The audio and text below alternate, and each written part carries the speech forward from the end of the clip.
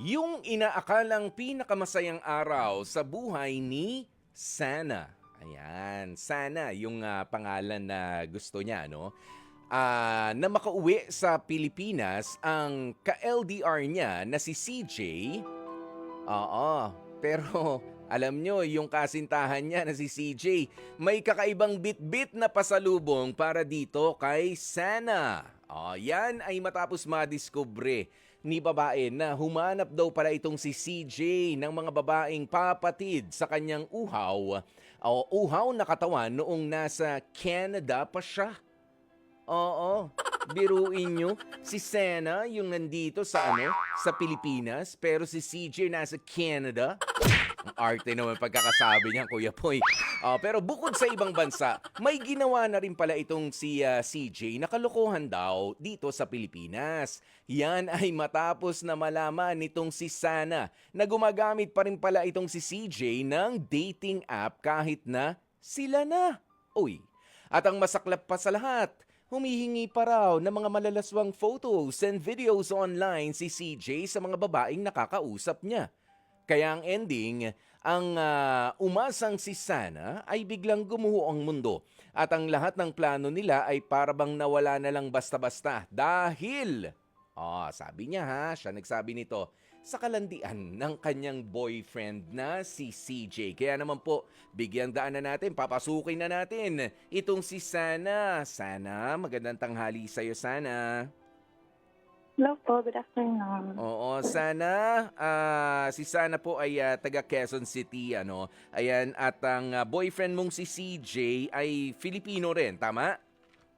Opo, pero ex-boyfriend na. Ex-boyfriend na. Pero bago natin pag-usapan na ex-boyfriend na itong si CJ, balik muna tayo doon sa umpisa. Okay lang sa'yo? Okay. Ayan. Kailan ba kayo at saan kayo nagkakilala ni CJ? Ayan po. Nag-start po kami around 2020, mga pandemic. Kasi may circle of friends kami online. Mhm. Tapos, ayun po, nag-message po ako sa kanya kasi nagsisend siya ng mga paintings niya dun sa parang group chat namin. Since mahilig po ako mag-paint, ayun po yung parang naging rason. Oo. Yun ang naging common ground ninyo. Common denominator, ika nga. Apo. Nakarelate kayo sa isa't isa. At pagkatapos nun, sino ang nagpa-cute? Ikaw ba ang nagpa-cute? Kaya CJ o si CJ naman yung nagpahayag na gusto kita, Sana? Ayun, parang ako po that time. Tapos, nagka-develop lang din po. Kasi araw-araw naman po kami nag-uusap. Okay, pero syempre bukod dun sa pagchat-chat at bukod dun sa panahon nga ng pandemic yan, ano, naka-lockdown tayo, lalo na yung 2020. Nagkaroon ba Apo. ng pagkakataon na magkita naman kayo ng personal nitong si CJ? Ang first and last po namin ay nung umuwi siya nung November 2024 and that's it. Sandali, naging kayo kailan? Anong taon? 2020 po. 2020. Pagkatapos, nagtuloy yan na mag-boyfriend-girlfriend kayo, tama? Yes po. Pero yung first and last meeting ninyo bilang mag-boyfriend at mag-girlfriend nung 2024, bakit parang ang tagal-tagal naman nun? Kasi ano po siya noon, student pa lang siya noon doon. Tapos parang on the process of citizenship. So parang mahirap po umuwi. Okay. So nabuo yung friendship ninyo, nandun pa siya sa Canada. Apo. So, pero very Filipino namang kausap itong si CJ. Apo. Ayun. So, eto na. 2020, mag-boyfriend, mag-girlfriend, may lockdown, walang problema. Sige, merong may video call, ganun naman yung communication ninyo, tama? Video Apo. call, voice calls, ayan, at nung unti-unti nang at pinoproseso, hindi naman siya basta rin makauwi. So nakikita mo kung sino rin yung mga tao sa paligid niya, na ipakilala ka rin ba sa pamilya, mga kaibigan man lang? Opo, legal po kami both sides. Mhm. Kilala ko din naman po yung mga friends niya sa ka-work niya. Mhm. Okay. So, legal na legal, very open naman ang line of communication ninyong dalawa, no? Pero kailan 'tong sinasabi mo na meron pala siyang mga kalokohan sa Canada? Sino nagsabi sa'yo? May nagbulong ba, may nag-tip ba, o ikaw lang din ang, nakaalam? Ako lang din po actually nakaalam. Parang nalaman ko siya nung parang weeks after niya na pong bumalik sa Canada kasi parang kinukutuban po ako. Hmm, So, parang nag-scroll ako dito sa phone ko. Since yung phone ko na to ay pasalubong niya, which is old phone niya dati. mhm. Tapos may mga naiwan pong messages na Naku. ayun nga po, na nag-hire siya ng mga tsak workers Hmm, dun sa Canada. oo. Tapos may mga messages po from na nagpapakilala siya na galing siyang Bumble, galing Tinder, ganun Mhm. po. Ayun, nakita mo yung mga old conversation, hindi niya nabura. Oo, hindi ano ba dapat ang, ginagawa dun? Restore ano, restore, settings, yung gaya factory settings. Dapat yata nakaganon, eh. Tapos Anyway, ayun po na nahuli, nahuli. Oo, nandiyan na, binigay sa'yo ang old phone niya, nakita mo yung, message history, nakalkal, hindi sinasadya ba yun o nakita mong sandali nga, oo, merong mga napipindot, eh, nagre-react yung mga pinipindot ko, eh, ganun ba yun sana? hindi po ano, parang na-scroll ko lang po talaga siya as in sa inbox. Hmm, oo, Tapos may mga call logs pa po siya oo. na naiwan din. So, ayan na. Anong naramdaman mo nung, nakita mo at binabasa mo na yung mga messages na yun na, hindi mo na kailangan kasi yan yung mga pagkakataon na hindi ko na kailangan na magtanong pa ng maraming tanong. Ito na yun, eh. Opo, nung nabasa ko po yun, nanlamig po talaga ako kasi hindi ko, never ko pong in-expect na magagawa niya yun. Kasi coming from a broken family siya, so alam ko na alam niya yung feeling kapag may nanloko. Ganun po. Mm. Tapos, nung in-screenshot ko po yung mga nakita ko, tinanong ko siya sa call kung nag-cheat ka na ba sa akin ever? Hindi daw. Tapos sabi ko, sure ka? Sabi, hindi daw talaga. Tapos nung sinend ko po yung screenshot, Oh. wala na po siyang sinabi. Ah, baka, ang ibig sabihin niya hindi ko pa nasasabi sa'yo. Oh, hindi. Hindi ko pa nasasabi sa'yo sana, eh. Sasabihin ko pa lang sana. Oh, pero ayun na nga, nauna ka na na nalaman 'yan. Pero, atras pa tayo ng, konti. Kumusta naman ang, pagkikita ninyo dito sa Pilipinas? Nagkasama ba kayo ng, mga ilang araw o talagang isang araw lang din? Ayun po. Nung pumunta po siya dito sa Philippines, magkasama po kami the whole 2 months. Kasi from November to January po siya nandito. Aha, Tapos, nasa condo po kami nun. mm. Ano 'yun, Tapos, parang, inuwi na rin naman Airbnb, po ako sa, ganyan? ano, opo. Mm, Inuwi niya rin po ako sa province nila para formally ipakilala talaga dun sa mga ibang relatives. At ikaw gano'n din, pinakilala mo naman siya Opo. sa mga relatives ninyo? Oo. Opo. Okay. Okay na sana 'no, ang, mga pangyayari. Nga lang pag-alis niya nag-iwan ng dumi itong si, CJ. Pero tinanong mo ba, did you bother ask kung, intentional 'yan para lang sabihin na, alam mo na ayaw niya na sa'yo? Hindi ba pumasok sa isipan mo 'yun? Actually, never ako nagkaroon ng like literal confrontation scene kasi nung time na nalaman ko 'to parang nag-long message lang siya tapos block na ako sa lahat. Ikaw ang binlock nitong si CJ? Yeah. Pagkatapos nung, hindi na anong sabi mo, hindi na mahaba yung naging, confrontation? Parang wala po talaga kaming confrontation na, "Bakit mo ginawa 'to?" Ganito, Oo, ganyan. wala na, Parang naka-block nag-send na. lang po siya ng long message na na-debunk ko rin po kasi nabuksan ko yung isang account niya na secret. Nabuksan ko po yun. So, lahat ng sinabi niya dun sa long message niya is parang kasinungalingan lang din po. Hmm, okey. So naging, investigador ka pa ng, biglaan ng dahil dito Opo. kay, CJ.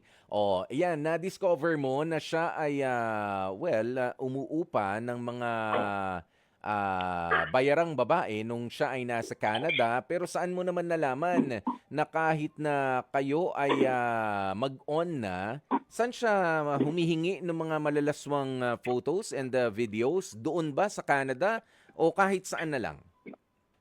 Ayun po, dun po, di ba po, na-open ko yung secret Instagram account niya. Mm. Bali po dun sa account na yun, block po lahat ng account ko dun. So, never ko talagang siyang makikita sa feed ko na dadaan. Ah, ah. So, nung nabuksan ko po yun, ang dami po yun, super haba po ng inbox niya. Tapos, may iba po dun na, yun nga, nakamit niya for ano.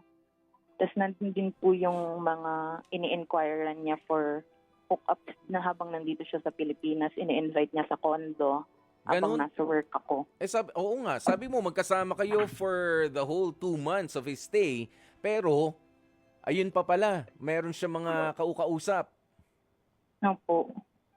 Meron mga nag-ano naman, nag-materialize. Ayun po. Hindi ko po sure kung may mga natuloy dun or what kasi hindi ko naman na po siya nakausap at all. Pero Mm. ayun po, nabasa ko lang yung mga inquiries niya, tapos mga invites niya dun sa mga girls na gano'n. Ayan, but ultimately, talagang yun na sana, yun na pala talaga ang gawi nitong si CJ. Apparently po, gano'n. Oo, wala na. Tapos, pinutol na yung communication ninyo as in, hindi kanya na pinag-isip kung, o hindi kanya na hininga ng panahon na mag-isip, magpaliwanag. Basta ikaw pa ang kinat niya ngayon sa communication. Yes po. Oo. Ako Eh, po, yung friends namin. mm. Okay. Kasi nga, tatanungin ko sana kung ikaw ba ay nakapangumusta pa sa relatives niya, sa mga friends niya na malapit sa kanya, nakibalita ka pa ba? Nasubukan mo pa ba? Nahabol mo pa? Nung mga first few weeks po after nung breakup, syempre po masakit. So, nagtatry po ako, especially sa mama niya, since close ko naman po yung mama niya. Pero wala din po ako nakuha kasi verbatim, sinabi ng nanay niya na normal lang naman daw yun sa relationship. Up to me kung papatawarin ko or like lagi namin pag-aawayan yung ganun. Anong normal? Na magganon ang isang Oh. lalaki sa, sa isang relationship? Opo. Ayun yung sinabi niya sa akin. Kumbaga parang lumalabas lang na parang may basbas pa nung nanay yung kalokohan or for anong tawag mo rito, yung wala na lang masabi, normal na lang yan. O, tanggapin mo na lang. Parang ganun na lang ang sinabi sa'yo. Opo. Kasi nagtatry po akong sabihin na mag-usap kaming dalawa for the sake. Kasi nearly 5 years. Tapos, ayun yung sinabi sa akin na normal lang naman sa relationship yung ganyan, parang pinagdadaanan daw na problem. Which I don't think normal naman talaga eh. Well, for lack of better things to say, yun na lang siguro yung nasabi rin nung nanay. Ayan, pero nag-apologize ba itong si CJ doon sa isang mahabang message na sinasabi mo, Sana? Parang pathetic excuse lang po ng sorry. I don't think may apology na nangyari dun sa ano yun. Parang yung message na yun is parang pang-appease ng guilt niya, not for yung apology para sa akin. Paano mo nasabi yun? Ano yung mga words niya na hindi mo makakalimutan? Actually, wala pong impact eh. Walang dating? Kumbaga, nag-message lang, ganun? Parang super haba po kasi nung message. Tapos parang dinitil niya na kung ilan yung babaeng na-meet niya doon, ganito, ganyan. Pero parang, alam niya po yung nag-sorry ka for the sake na, nasabi ko na, okay, I'm done. Ganon po yung dating. Kumbaga, inamin ko na. O, ito na, take it or leave it.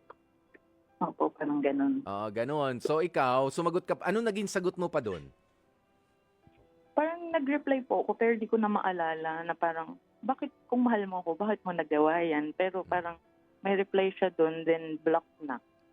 Nag-reply. So, ilan yung mga babae nga na inamin niya? Sabi niya doon sa message po, 3 lang. Mhm. Pero upon opening po ng Instagram account, parang lagpas 50. 50? Parang super tagal ko po nagsuscroll doon. So yung iba kasi doon, ka-chat lang at yung iba nakita mo ay may ano, ano tawag mo diyan, may talagang conversation na may nangyari. So, Opo. yun naman yung sinasabi mo. Yung iba ka-chat, kumbaga, aanuhan pa lang, ano, uusap pa lang, pero yung iba, mukhang nagkita na rin talaga. At meron pang Opo. supported pa ng videos and photos. Yan. Anyway, puputuli muna natin saglit dyan yung pag-uusap natin, ano? Kasi merong reaksyon dito. Yung isa nating listener mula naman sa Cavite na si Dai. Oh, Dai, ano ba masasabi mo, Dai? Dito kay kay Sana sa nangyari sa kanya. Dai. Ako? Sir? Hello po? Dai? Yeah. Oo. So, una sa lahat, Mm. nanggigigil ako. O kaya nga dama kita. Oh. Nanggigigil ako, di ba? I mean, every girl, hindi na siguro babae, siguro kahit lalaki, Mhm. nanggigigil din. Kasi syempre, di ba, kung sila yung kapatid nila, ginanyan, gigil to the max, baka nabugbog pa yan, di ba? Pero Mm.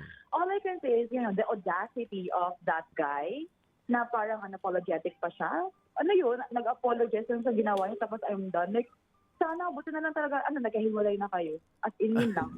At least, nagkahiwalay na. Kasi, nothing na na yan eh. Yan na yung ano ba? Sa relationship kasi, kahit na magkalayo kayo, dapat, hindi pa rin siya gagawa ng mga bagay na, alam mo, ikasasakit ng partner niya. Mhm. As someone kasi, well, I can relate with the LDR thing, no? Kasi LDR kami ng boyfriend ko. Pero, Yes. kapag ako kasi ganun din ako eh. Kapag ginawa yun ng boyfriend ko, I'll definitely break up with that guy. Like, ano yun? Oo. Dahil hindi mo lang ako nakikita, hindi mo lang ako nakakasama, naghanap ka ng saya sa iba. Mm. Para Diba? saan yung Pag mga I naghanap love ka ng- you mo? Di ba? Naghanap ng potahe. Imagine that. Naghanap ka ng potahe ng ibang potahe just because gusto mo lang ma-fulfill yung pleasure. Like, Mm-mm. hello. Tsaka hindi nakakagwapo yung ganun Aha. Kadiri yun. Oo. Ako hindi man ma-describe ni Sana kung gwapo yung text niya na yan. Mm. For me, pangit na siya. Okay. Automatically. Ang pangit niya automatically because of what he did. And good thing na lang din na natapos na rin yung relationship nila. Kasi for sure niyan, buti na lang hindi rin martyr to si di ba? Mm-mm. Si Sana. Yes, Na buti pagkatapos na lang. ng at least, dyan ka girl, proud ako sa'yo. In fairness. Like, Oo. proud ako sa'yo sa ginawa mong ganyan na hindi ka na nagbigay pa ng chances because people like them, like guys like them, even naman sa babae, pakat man, alam mo yun, ibang, sexualidad pa man yan. Yeah. Still, it's a form of cheating. Mm-mm. Wala yun dahil wala ka kasi rito sa tabi ko, naghahanap ako ng kalinga, nahanap ko It sa iba. is Kaya cheating. ginawa ko lang to. Cheating talaga siya. Oo. Like, hello, cheaters. Kaya shout out sa mga cheaters dyan, no? Mm-mm. Huwag Oo. niyo, akala niyo siguro ikakaganda or ikakagwapo niyo yan, hindi talaga. Kaya yun, sana I'm so proud of you and to your ex, si CJ. Wala lang, rot in hell. Ay, Oo. Dai, maraming salamat, Ayun lang. Dai. thank you po. Thank you, Oo. kuya. Ayan, nanggigigil si Dai Sana. Ayan, pero alam mo, merong binanggit dun si Sana. Sandali, ano nga bang physical appearance naman itong si CJ? Siya ba yung may karapatan na hindi naman may karapatan kasi ngayon uso na rin kahit na wala masyadong itsura. Basta marunong bumoka. Nakakalusot eh. Ano bang itsurahan nitong si CJ Sana? Ano po, cute-cute naman siya. Like, medyo malakas naman appeal niya kasi chinito, tas medyo maputi, nakasalamin. Mm-mm. Pero kahit ko lang siya. Oo, yung itsurang hindi magloloko. Opo, super. Alam niya pa yung mga soft boy aura, ganun siya. Hindi ko alam. Ano? Soft boy? Soft boy. Yung mga mabait-bait lang yung vibes. Mabait? Yung pagka ngumiti, labas lang dimples, ganyan? Parang ganun pong vibes. Yung hindi niyo po mapag-iisipang makakagawa ng krimen. Mm. Hindi mo pag-iisipan, di makakagawa ng krimen. Pero hindi, wala talaga sa itsura, no? Napatunayan mo na sana. Oo, na wala talaga sa itsura ang pagbibigay ng tiwala sa isang tao. Pero kita mo, I can just imagine kung gaanong kahabang panahon yung inaksaya mo sa pagloloko lang naman pala nitong si CJ na ito sa'yo. Pagkatapos nun, wala nang eksplanasyon dahil sa feeling niya hindi kanya mamanipula sa gusto niyang gawin sa buhay niya, umalis na lang siya. Oo, umalis na lang siya at talagang dinetach na yung buhay niya sa'yo. Okay, eto na lang ang ibibigay din namin, ano? At syempre, hihingin din. Ibibigay namin ang pagkakataon sa'yo at hihingin din naman namin yung mga aral na pwede mong ibahagi para sa mga pumasok sa relationship na katulad mo sana.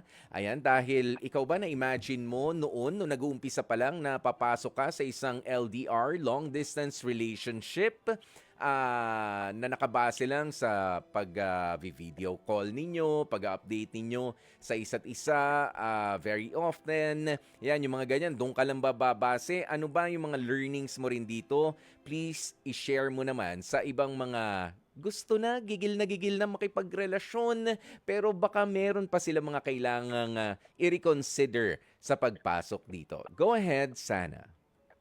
Ngayon po, masasabi ko lang is, okay lang naman yung long distance relationship kung both kayo is loyal sa isa't isa, tas may trust kayo sa isa't isa. Pero kung yung isa po dun is nagloloko na, itigil na lang. Mas okay nang i-cut off nyo na lang agad kaysa naman mag-cheat pa yung isa sa inyo.